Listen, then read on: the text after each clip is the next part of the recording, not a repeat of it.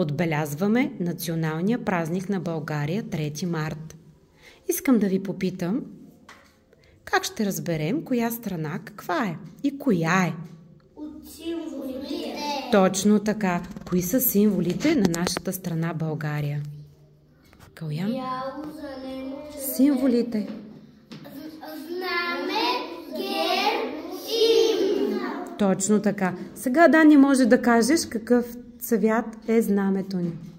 Кои са трите цветове? Бяло, зелено, червено. Точно така. Знамето ни е трицветно, мило, хубаво, чудесно.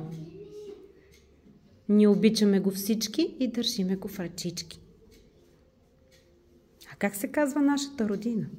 България.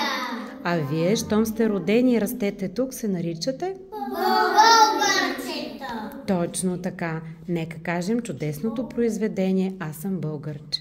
Аз съм българче. От Иван Вазов. Аз съм българче. И силна майка мене е родила. С хубости блага обилна е родината ми мила. Аз съм българче. Обичам нашите планини зелени.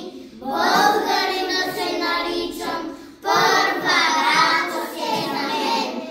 Аз съм българче. Свободно, в край свободен аз живея.